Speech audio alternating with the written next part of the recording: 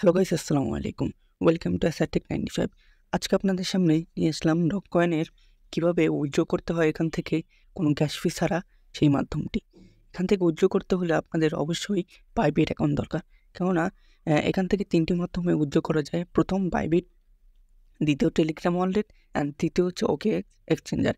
কিন্তু এসব ৩টি মাধ্যম থেকে উইথড্র করতে হলে আপনাদের অবশ্যই ২টি মাধ্যমে ক্যাশ ফি দিতে হবে এবং একটি মাধ্যমে কোনো ক্যাশ ফি দরকার নেই, সেটি হচ্ছে বাইবিট। আর আজকে আমি আপনাদেরকে দেখাবো কীভাবে বাইবিট থেকে আপনারা উইথড্র করবেন।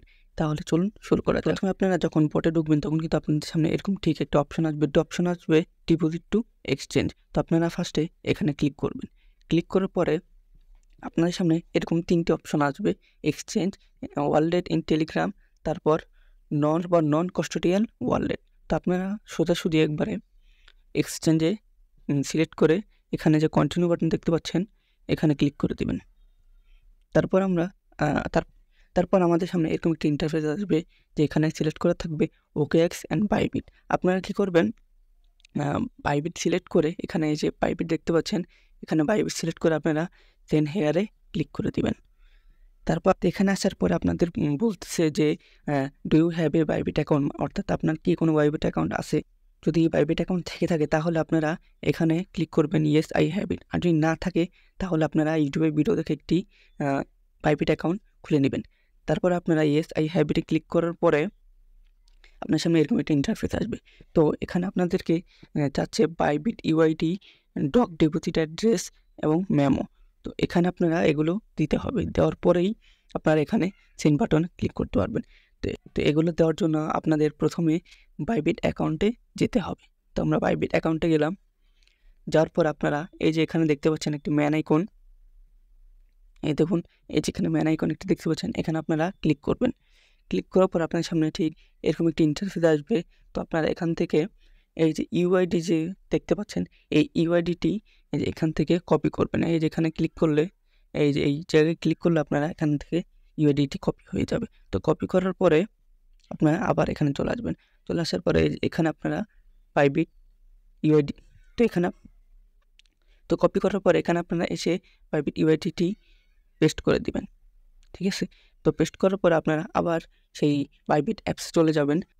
তো আবার বাইবিট অ্যাপসে আসার পরে আপনারা সরাসরি এখান থেকে এই যে অ্যাসিস্ট অপশন এখানে ক্লিক করে দিবেন। ক্লিক করার পরে আপনাদের সামনে এরকম একটি ইন্টারফেস আসবে। তারপর আপনারা এখান থেকে ডিপোজিট অপশনে ক্লিক করবেন। ক্লিক করার পরে আপনাদের সামনে এরকম একটি ইন্টারফেস আসবে।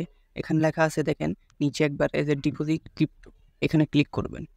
ক্লিক করার পর আপনাদের সামনে এরকম একটি ইন্টারফেস আসবে। আপনারা কী করবেন, এই যে কর্নার একটি ক্রস আইকন আছে, এখানে ক্লিক করে দিবেন।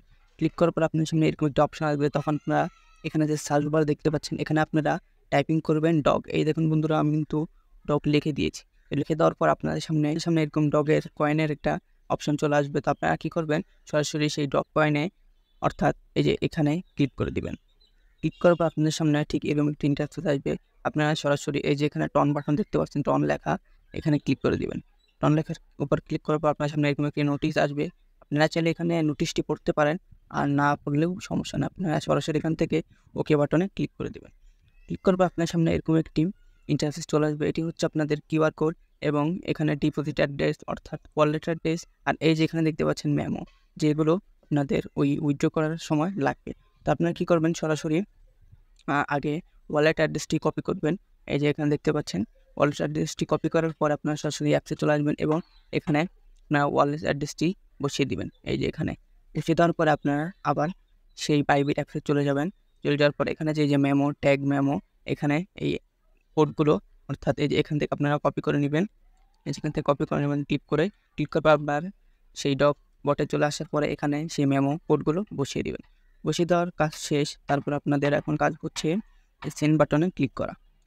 সেন্ড বাটনে ক্লিক করার পর আপনার সামনে ঠিক এরকম একটু ইন্টারফেস চলে আসবে। আপনাদের সব কিছু এখানে দেখাবে। দেখানোর পর আপনাদের এখন কাজ এখানে কনফার্ম বাটনে ক্লিক করা। তো কনফার্ম বাটনে ক্লিক করার পর আপনাদের সামনে এরকম লোডিং নিবে। এই যে দেখতে পাচ্ছেন আপনাদের সামনে দেখাই দিয়ে যে এরকম লোডিং নিবে। লোডিং নেওয়ার পরে আপনারা এখানে এরকম একটি ইন্টারফেস চলে আসবে যে ডিপোজিট ইন প্রোগ্রেস।